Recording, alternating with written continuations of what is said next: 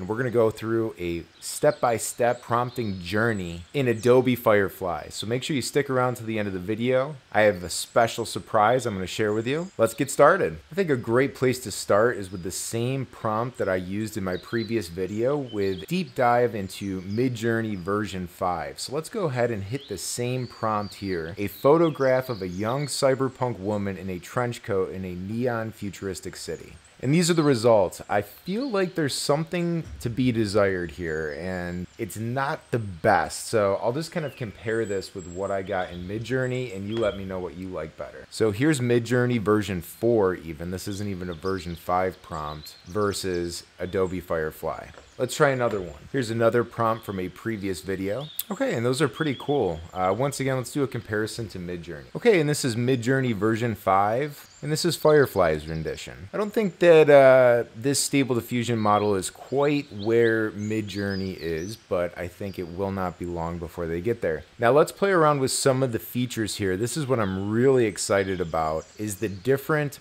aspect ratios, content type, the tags that we can add to this to change the style of the image. Okay, let's go with a 16:9 aspect ratio, and this is what it generated. Now, I think it would be pretty cool to turn these robots into yarn. Vibrant colors, studio lighting, we'll leave the composition alone. Okay, so we've got our tag set. Let's go ahead and hit generate. Whoa, that is pretty crazy, and that is also very creepy.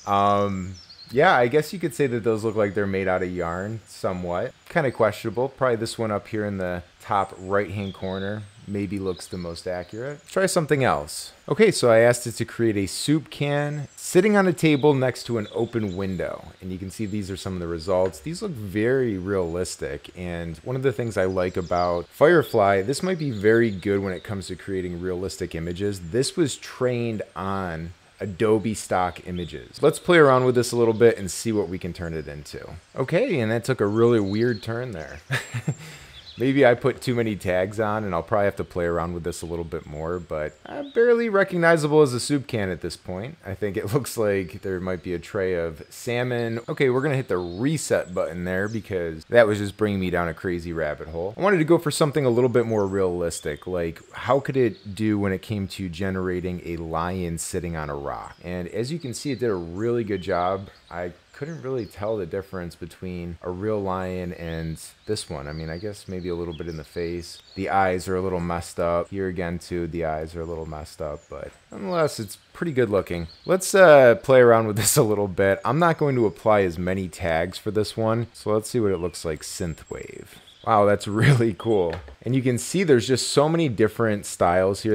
You can start to play around with them depending on which one is going to really fit your project the best. And the user interface here is just so slick and so easy to use. I could see this being the next development. I mean, Midjourney, you're definitely able to generate better images, but you have to join the Discord. You have to learn how to actually enter the prompts. With this, it's much more intuitive, and the layout is just fantastic. You can add these little tags in here. It seems like it's able to generate very realistic images, and then you just apply the effects that you want. So, okay, I'm giving it the ultimate test. A hand with an ice cream cone. We all know that AI is notorious for really jacked up looking hands. So let's see how it does here. And it does a pretty good job. Let's kind of count the fingers here. I mean, up here you've got 1, 2, 3, 4, 5. I mean, that is probably one of the best hands that I have seen from artificial intelligence. And just for reference, this is the same prompt in Midjourney. And as you can see, it failed terribly. We've either